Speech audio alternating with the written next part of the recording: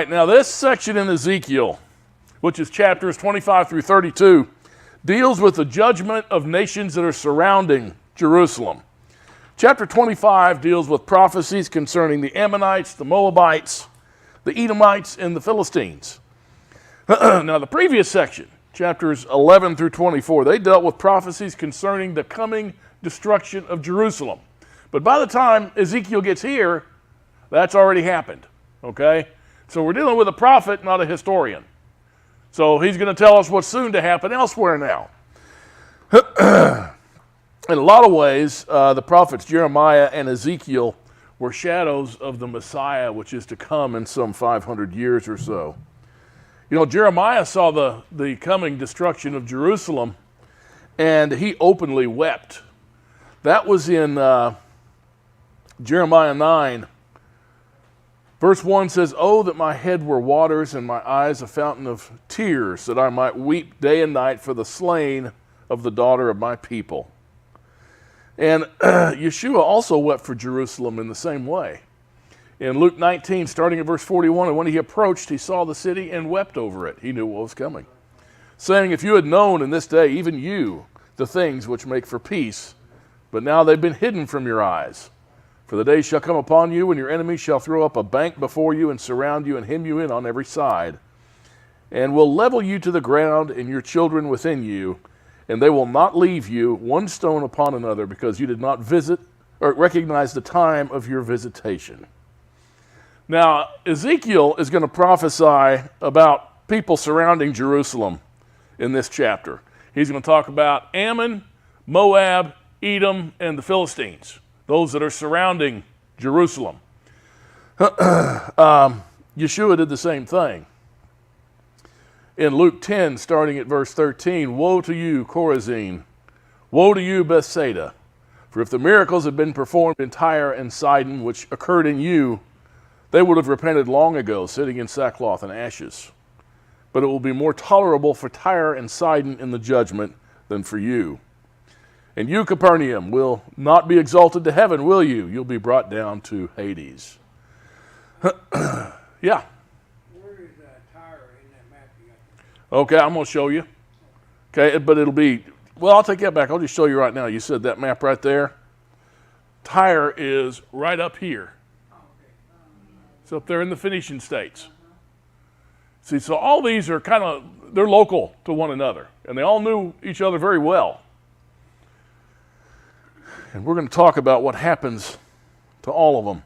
Verses 1 and 2, "And the word of Yahweh came to me, saying, Son of man, set your face towards the sons of Ammon and prophesy against them."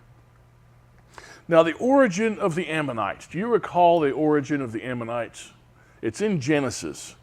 It's a rather sordid story. They're the descendants of an incestual relationship that Lot had with his youngest daughter. That's in Genesis 19, starting at verse 33. Do you remember the setting for this by any chance? Yeah, why? Sodom and Gomorrah. They just escaped the destruction of Sodom and Gomorrah. What was on their mind? The world's over. The world's done. We are going to have to, it's up to us. Okay? So this is what happened. Verse 33 of Genesis 19. "So they made their father drink wine that night, and the firstborn went in and lay with her father." I find it interesting, you know, they ran for their lives, the world's being destroyed. What did they not forget? Their wine. They're right, Kathy. "And the firstborn went in and lay with her father. He did not know when she lay down or when she arose. And it came about on the morrow that the firstborn said to the younger, Behold, I lay last night with my father. Let us make him drink wine tonight also. Then you go in and lie with him, that we may preserve our family through our father. So they made their father drink wine that night also.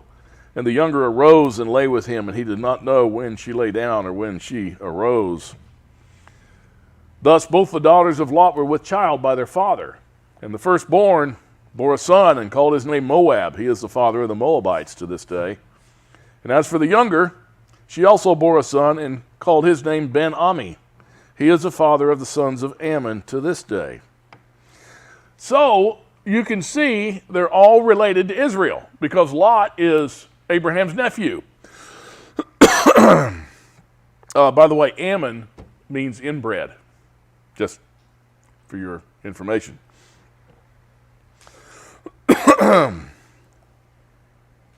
Mm-hmm.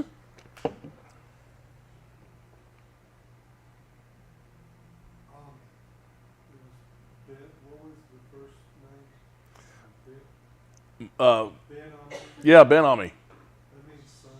Yeah, son of Ammi. And then, okay, what was the other one? There was another Ammi, something, low Ammi? Yeah, low Ammi. I believe you're talking about Isaiah's. No, I mean Hosea's Yeah, Hosea. kids. Uh-huh. Yeah, right.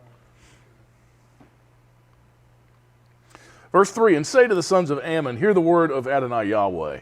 Thus says Adonai Yahweh, because you said, aha, against my sanctuary when it was profaned, and against the land of Israel when it was made desolate, and against the house of Judah when they went into exile. You know, even when they were related, okay, these people from Ammon, they're related to Israel. Even though they're related, they hated Israel, and they were bitter enemies with them. That term, aha, anyone ever told you that? That was never a term of encouragement, was it? Yeah, gotcha. They were delighted over the destruction of Israel, Judah, and the temple. They were elated about that. They thought the destruction of the people and the temple justified their pagan practices and their sad existence. They thought it was all the right thing. Verse 4, therefore, behold, I'm going to give you to the sons of the east for a possession, and they'll set their encampments among you and make their dwellings among you, and they will eat your fruit and drink your milk.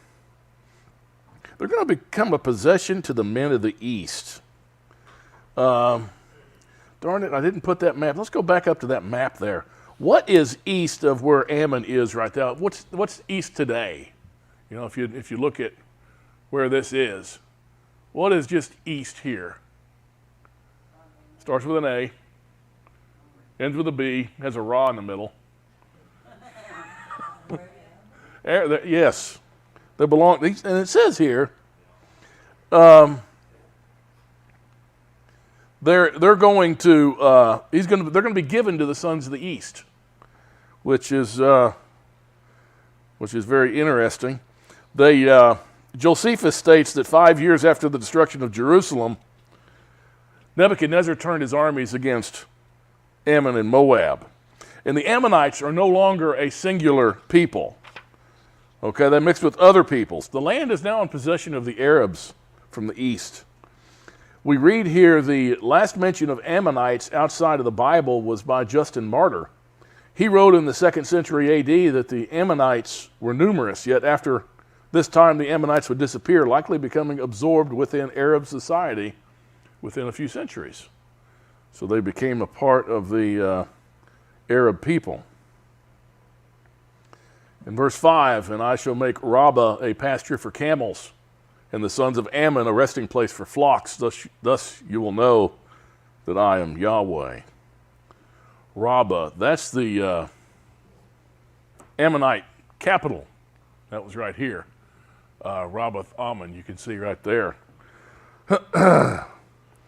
So that's exactly what happened to Ammon. It's now a pasture for camels and their jockeys. Verses 6 and 7. Thus says Adonai Yahweh, because you've clapped your hands and stomped your feet and rejoiced with all the scorn of your soul against the land of Israel. Therefore, behold, I've stretched out my hand against you, and I shall give you for spoil to the nations, and I shall cut you off from the peoples, and make you perish from the lands. I shall destroy you. Thus you will know that I am Yahweh. Okay, the Ammonites had a big party over the destruction of Jerusalem. They thought it was wonderful that Nebuchadnezzar stomped them into the ground. They had a good time with that. Yeah.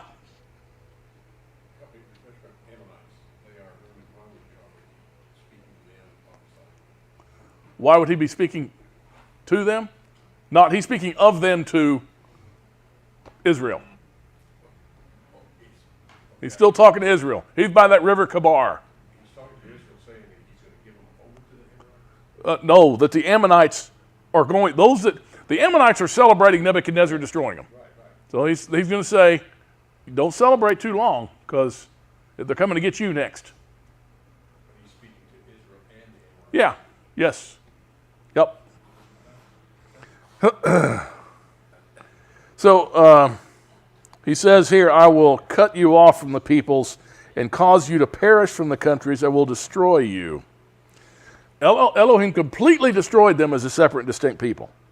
And they've been totally absorbed into the Arab countries. And they are all part of Psalm 83, the list of Psalm 83, the 10 countries that make up the Arab peoples. The Ammonites and the Moabites are a part of that. Jeremiah prophesied against this people in the same way. In Jeremiah 49, the first 6 verses, we read, concerning the sons of Ammon, thus says Yahweh, does Israel have no sons, or has he no heirs? Why then has Malcolm taken possession of Gad and his people settled in its cities? Therefore, behold, the days are coming, declares Yahweh, that I shall cause a trumpet blast of war to be heard against Rabbah of the sons of Ammon, and it will become a desolate heap, and her towns will be set on fire. Then Israel will take possession of his possessors, says Yahweh. Wail, O Heshbon, for Ai has been destroyed. Cry out, O daughters of Rabbah. Gird yourselves with sackcloth and lament, and rush back and forth inside the walls, for Malcolm will go into exile together with his priests and his princes. How boastful you are about the valleys. Your valley is flowing away, O backsliding daughter who trusts in her treasures, saying, who will come against me? Behold, I'm going to bring terror upon you, declares Adonai Yahweh of hosts, from all directions around you, and each of you will be driven out headlong, with no one to gather the fugitives together.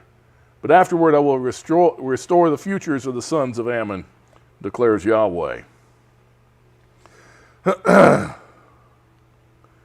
Going back to Ezekiel 25, verse 8. Thus says Adonai Yahweh, because Moab and Seir say, behold, the house of Judah is like all the nations. Okay, this is against the country of Moab. Now, Elohim is talking to, he wants the Israelites to realize he's going to tell them what's going to happen years before it happens. Okay, that's the important thing. Not that he warns the Moabites and the Ammonites. He doesn't care. But he says they're going to be destroyed and you're going to see it. And you'll know where it came from. This country, the Moabites, they're the other descendant of that incestuous relationship that Lot had with his daughters. This one came from the oldest daughter. Going back to Genesis 19, thus both the daughters of Lot were with child by their father. The firstborn bore a son, called his name Moab. He's the father of the Moabites to this day. Now, they don't appear to be as uncivilized as the Ammonites were. They didn't have the big keg party that the Ammonites had when Jerusalem was destroyed. But they still thought it was justification for their decadent lifestyle. They said that Israel's no different than the heathen nations. Verse 9. Therefore, behold, I'm going to deprive the flank of Moab of its cities which are on its frontiers, the glory of the land, Beth Yeshimoth, Baal Meon, and Kiriathaim. The 3 cities mentioned here, they're fortress cities that Moab relied on for their security and defense. Verse 10, and I will give it for a possession along with the sons of Ammon to the sons of the east, so that the sons of Ammon may not be remembered among the nations. When's the last time you met a Moabite? It's been a while, hasn't it? Since high school, maybe even.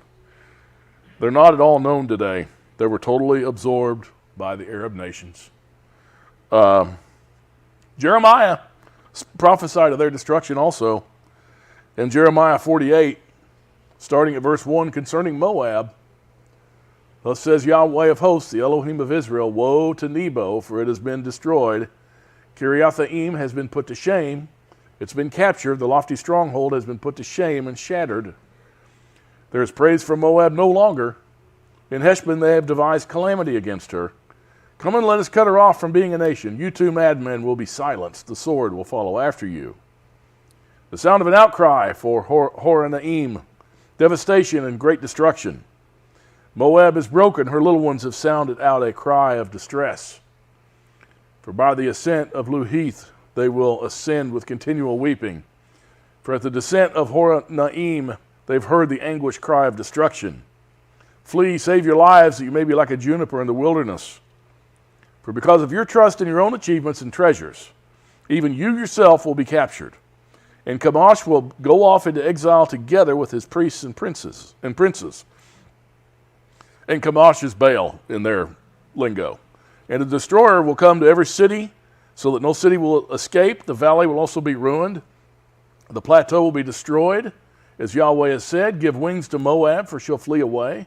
And her cities will become a desolation without inhabitants in them. Cursed be the one who does Yahweh's work negligently, and cursed be the one who restrains his sword from blood.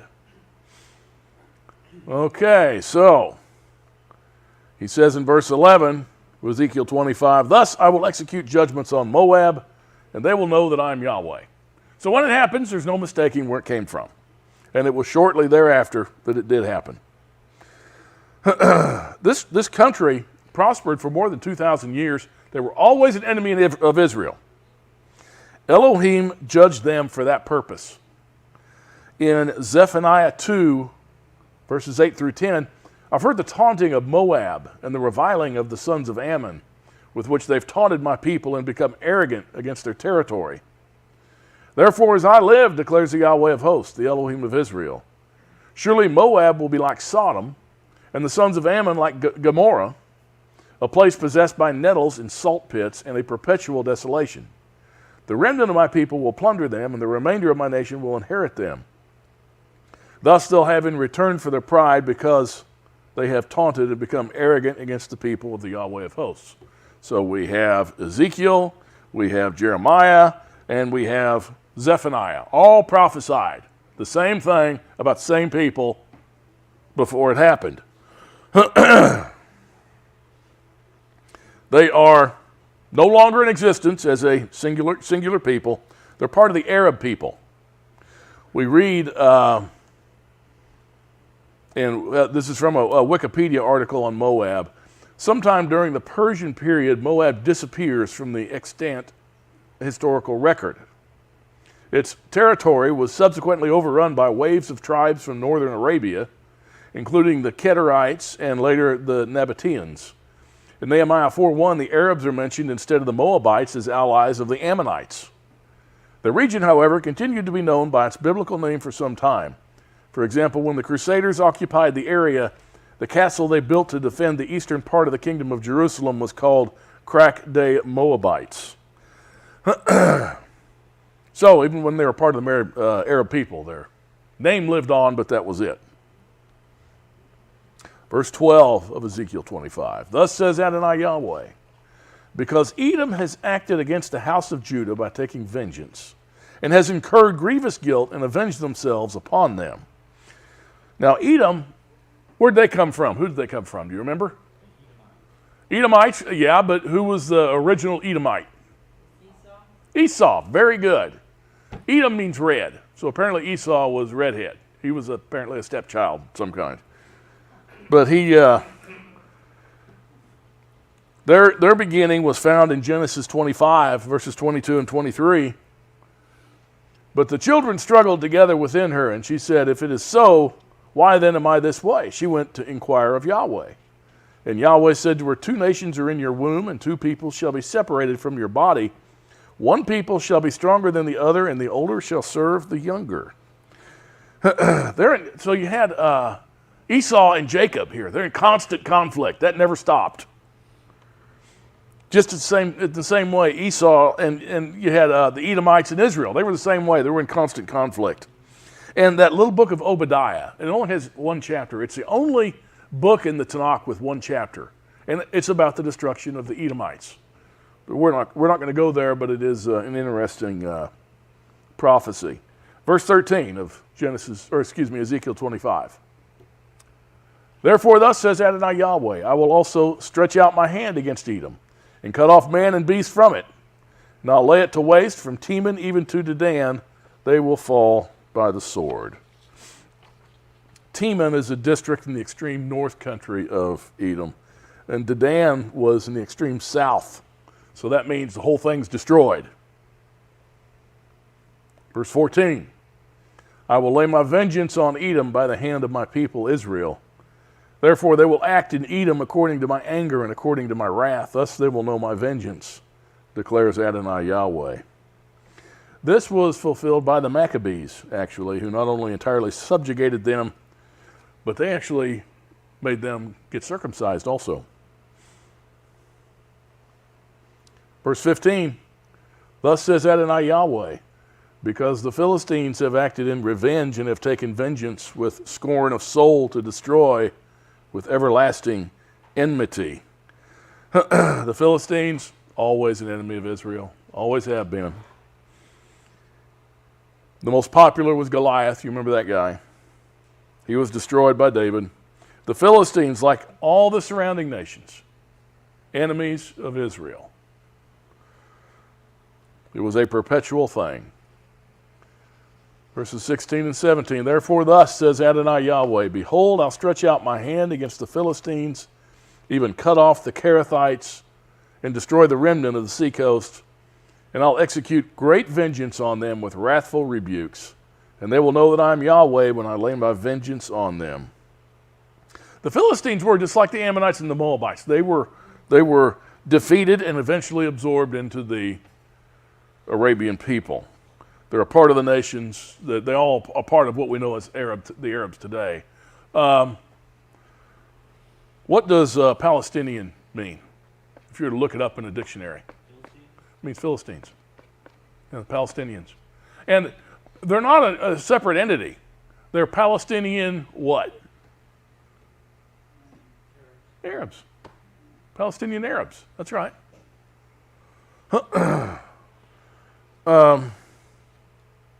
It's the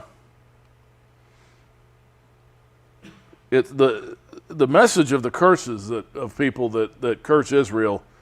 It just hasn't changed. In Genesis 27, verse 29, we read, may people serve you and nations bow down to you. Be master of your brothers, and may your mother's sons bow down to you. Cursed be those who curse you, and blessed be those who bless you. So he's still going to bless those who bless Israel, still going to curse those who curse Israel. And that hasn't changed a bit, still holds true today. When's the last time you saw an original Nazi German? It's been a little while, hasn't it? How about a member of the Soviet Union Army? Haven't seen one of them in a while. They're gone. The message is still as applicable today as it was in the day of Genesis and Ezekiel. Now, this chapter is going to be, it's one of the most remarkable examples of fulfilled prophecy. Ezekiel is going to prophesy against a city named Tyre. Now, this is amazing in its accuracy. Tyre was the capital of Phoenicia, which was famous for its seagoing traditions. Now here's Tyre right here, and you see it was a seaport is what it was. And it's not really that far off the land. It's really right on the coast there. Oh yeah, the dot's there. That dot there is for Damascus. Yeah, Tyre's right there. And it was a great city. The king of Phoenicia was once a friend of King David. But this land was the center of Baal worship. This was the god worshipped by the wicked Jezebel, if you remember her. Elohim is going to judge this city, and the literal fulfillment of this prophecy is fascinating, to say the least. Let's take a look at it. This is one of my favorite chapters. Verse 1, it came about in the 11th year, on the first of the month, that the word of Yahweh came to me, saying, once again, prophecy directly from Elohim. He says this so many times, over and over again. The word of Yahweh came to me, saying this. You know, this is why when we read in the Brit Hadashah, in the New Testament, the letters of Paul, for instance, when did Paul say, the word of Yahweh came unto me? And this is what he said. Never is right. Therefore, take his letters as being lessons to learn from what he knows of the Tanakh and what he learned from what he knew of Messiah, and that's it. Okay? Everything he knows was teaching from the Tanakh. Ezekiel, though, he's telling us everything just came from the Father directly. You get very little of that in the Brit Hadashah. You get it. All of Revelation's that way. All of Revelation. And the Gospels are that way. But the epistles, the letters, none of them say, thus says Yahweh. They don't say that. Verses 2 and 3. Son of man, because Tyre has said concerning Jerusalem. Aha! There we go again. Aha. Must have been a famous term back then. The gateway of the peoples is broken. It has opened to me. I shall be filled now that she is laid waste. Therefore, thus says Adonai Yahweh, behold, I am coming against you, O Tyre, and I will bring many nations against you as the sea brings up its waves. Okay, so who's going to go against Tyre? Everybody. Let's just remember many nations, right? Verse 4, and they, who's they?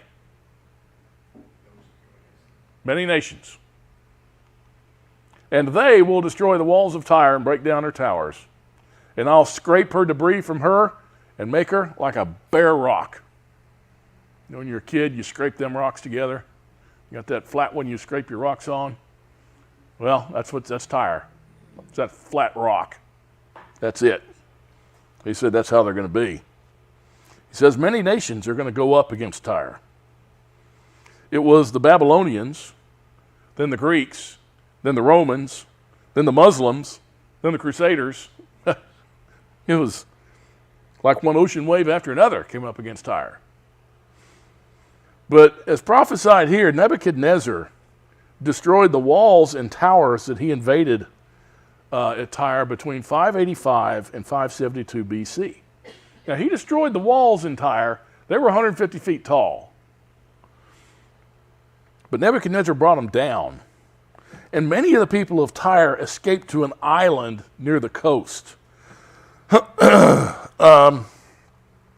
And the people continued to be prosperous for another 250 years.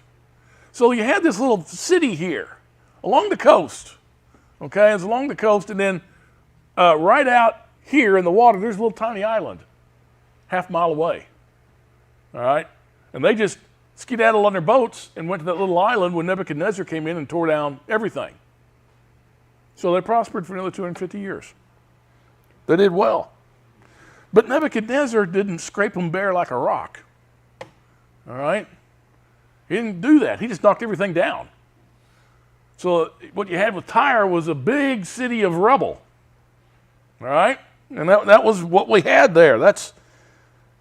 They weren't scraped bare yet. Now, Zechariah and Amos, they also predicted the destruction of Tyre. Zechariah 9, verses 3 and 4 says, for Tyre built herself a fortress and piled up silver like dust and gold like the mire of the streets. Behold, Adonai will dispossess her and cast her wealth into the sea, and she'll be consumed with fire. It's interesting. And Amos also prophesied against Tyre.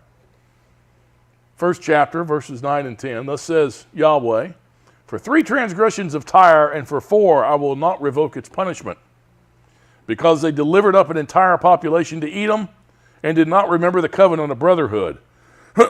So I will send fire upon the walls of Tyre, and it will consume her citadels.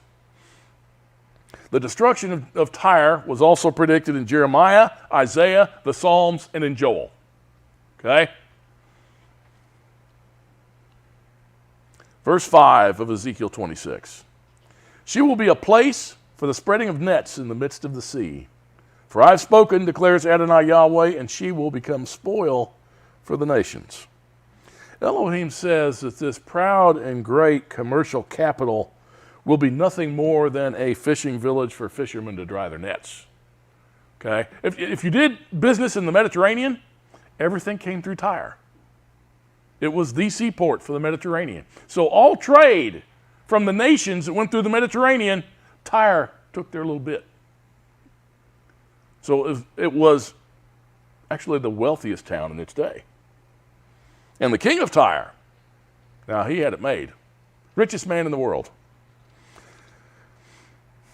But Elohim says this great and proud commercial capital is going to be nothing more than a fishing village for fishermen to dry their nets. And that's it today. It's a little fishing village. The decapitated buildings there in the back. Verse 6, also her daughters who are on the mainland will be slain by the sword, and they will know that I am Yahweh. The daughters here refer to the colonies that spread from Tyre, such as Cyprus. They were also destroyed. Verse 7, for thus says Adonai Yahweh, behold, I will bring upon Tyre from the north Nebuchadnezzar, king of Babylon, king of kings, with horses, chariots, cavalry, and a great army. So he specifically says Nebuchadnezzar is going to come, and he'll be the instrument of destruction for that city. Verse 8, he will slay your daughters on the mainland with the sword. Who's he? Nebuchadnezzar. That's right. And he will make siege walls against you, cast up a mound against you, raise up a large shield against you. And the blowing of his battering rams he will direct against your walls. With his axes he will break down your towers. That's Nebuchadnezzar. He did all that. Because of the multitude of his horses, the dust raised by them will cover you. Your walls will shake at the noise of cavalry and wagons and chariots when he enters your gates as men enter a city that is breached. He is Nebuchadnezzar. And that is what he did to Jerusalem. Verse 11, with the hoofs of his horses he will trample all your streets. He will slay your people with the sword, and your strong pillars will come down to the ground. Verses 7 through 11 clearly says Nebuchadnezzar will do all that. There's something changes after this, though. It's a little thing. It's called a pronoun. Okay? No more of this he stuff. It's going to change just a little bit. Also, they. Who's they? Oh, who said many nations? Very good. That's exactly what it is. Many nations will make a spoil of your riches and a prey of your merchandise. Break down your walls and destroy your pleasant houses. Throw your stones and your timbers and your debris into the water. So I will silence the sound of your songs, the sound of your harps will be heard no more. I'll make you a bare rock. You'll be a place for the spreading of nets. You'll be built no more, for I, Yahweh, have spoken, declares Adonai Yahweh. Here's what happened. The ruins of Tyre laid there for about 300 years. The seagoing people from Tyre, they escaped destruction because they got on their boats and they got in that island. See, Nebuchadnezzar, when you're going around and you're conquering the world on horses, there's something you don't really bring with you. You don't bring boats with you, right? That's kind of a pain to bring big old boats with you, right? Because that could bog you down and win in your wars. So he moved on. Nebuchadnezzar moved on. 300 years, the city of Tyre. People there now on that little island, nanny boo-boo, okay? And they're rich. They brought, a lot of them got killed, but, you know, their daughters, granddaughters, grandsons, great-grandsons lived on, did well, prospered on that little island. But there's this guy from the west came along. His name was Alexander the Great. And he was a man that conquered the world. And he reached the city of Tyre, and he stood on that shoreline. And he watched the people of the city of Tyre say, nanny, boo-boo. Okay? From a mile away or whatever. He had an idea. He said, his men, by the way, hard workers, great athletes. That's how he conquered the world. They say as soon as they conquered somebody, they started running to the next city to conquer. Okay? Where did the Olympics come from? Ancient Greece. Okay? These guys were fierce warriors. They were in great shape.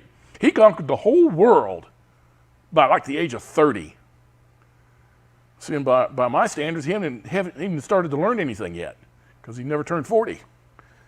But he did it. And he said, I got it. You know what, man? You see all this rubble behind me that used to be a city? Start throwing it in the water. And they took all that rubble, and they threw it in the water ahead of them. And then they got a bunch more, and then they went back and got more, and they went back and got... The whole city that had been laid there as rubble, they threw it into the sea, and you know what they did? They built a bridge. Now, none of this used to be here. This was the island they went to, and this was the end, right here. And then Alexander, here's what he did. He did this thing right here. He took everything that was there, and he built himself a bridge to the Tyre, to that little island. Yeah. I wonder how close Alexander got before they go to the other side of the island trying to find some dirt out in the west. Yeah, exactly. It wasn't long. It starts creeping out, and the debris keeps little. Yeah, little and smaller, yep. I'm thinking, yes. You know, this took lots of men and lots of time. But you know what Alexander had? He had two things. Lots of men and lots of time. And you know what that looked like behind him? By the time they went to Tyre and everyone there was shaking in their boots, it looked like a bare rock behind them. Scraped it bare like a rock. He marched right into the city. He easily destroyed it. All the stones, all the pillars, they even got the dust and threw it in there. You know, there are natural springs on that island that provide 10 million gallons of fresh water daily. But that city's never been rebuilt. It's just a little old fishing village now. It's never been what it was. It's just a little sleepy fishing village. You know, you can walk that bridge that Alexander built many centuries ago. You can walk on that. And they say that archaeological excavations have shown that the causeway is made up of all those old ruins of that city. Even the pottery is in there. But Elohim says it'll never be rebuilt. And there's the ruins of the ancient city, some of them.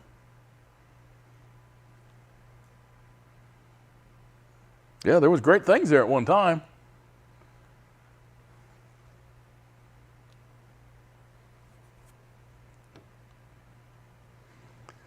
And that's all it is now. Got a few little fishing boats there. There's not even one there the size of Gilligan's boat, the SS Minnow. Verses 15 and 16.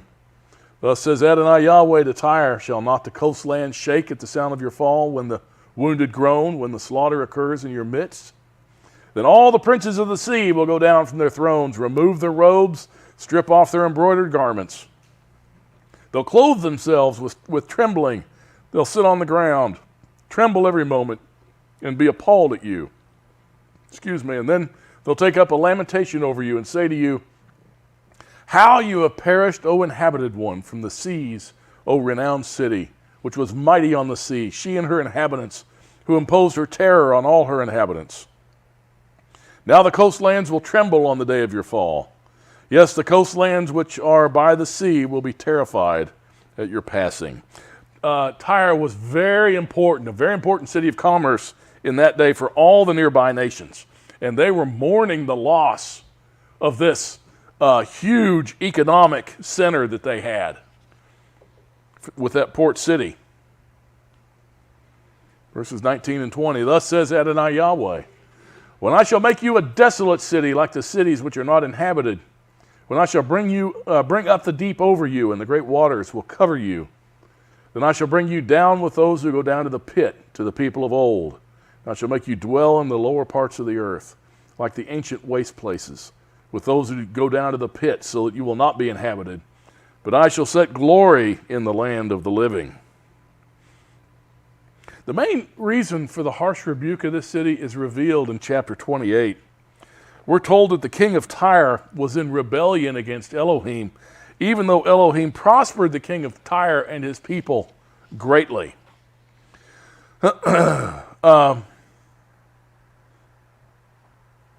So look at, verse 21 is gone. I will read it to you. I shall bring terrors on you, you will be no more. Though you will be sought, you will never be found again, declares Adonai Yahweh. Well, the Elohim judged the city of Tyre, and it never came back. It never came back to anything of any size or stature at all. Just a small fishing village. And the majority of the area is really used for the spreading out of fishing nets, like Elohim said. Any questions on Ezekiel 25:26? When was Alexander? He was the late 200s BC, early 300s BC.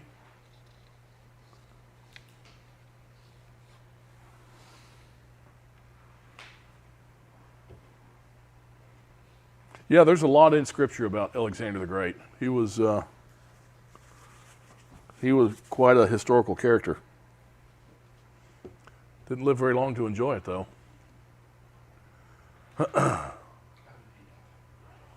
You see, they say he died of alcohol poisoning. I don't buy it. They say he drank himself to death in a party. I don't really buy that. The problem with being on top, like if you're king of the world, you better watch out for the princes underneath you. Because a lot of people want to be king. Did you ever play that as when you were a kid? You find a hill mound there, you play king of the hill with the other kids. What do they keep trying to do to you? Knock you off and try to make you tumble down head over heels. That's the fun part. Well, that's what they tried to do. That's what they did to him, I'm sure. He was poisoned, all right. But it wasn't by too much beer. How old was he in his time? 30? Maybe 32, I don't recall. Right around there. And he had no heirs. See, that was another reason to get rid of him. Yeah, he had no time, you're right. He was homosexual. He was what? He was homosexual. He may have been, yeah. He may have been a homosexual. Well, at least that's what Yeah, some people have said that. That's true. Of course, a lot of that sometimes will come from the fact that he didn't have any descendants, and they'll just make that claim. He could have been a really busy guy. When you're killing a lot of people worldwide, your time gets consumed. Well, they're saying when he would leave someone behind, that's how the world got Hellenized. You know what the term Hellenized means? It means they became a part of Greek culture. Wherever the Greeks stopped and conquered, they turned them into Greeks. Okay? They say a lot of the men, like the armies that would run away from them, their soldiers were taught to hamstring them with their swords. Their running stopped. Hamstring their horses too, and then you leave them behind, and you leave some people behind to Hellenize them, and that's what happened to the world during the time of Messiah. A lot of the world was speaking Greek. Okay, it was the language. That's why the Brit Hadashah, most of it was likely written in Greek originally. I think a couple of books were written in Hebrew originally, but most of it was written in Greek. Paul could go to Corinth and Thessalonica and Colossae. They all spoke Greek. That's because of Alexander the Great. Anybody else? Any thoughts? All right, let's pray and we'll be dismissed. Heavenly Father, we thank you for your word. It is truly outstanding and amazing. We pray, Father, that through our study of your word that we're drawn closer to you, are more dedicated to obedience, and that your name be glorified. This we pray as your humble servants. Amen.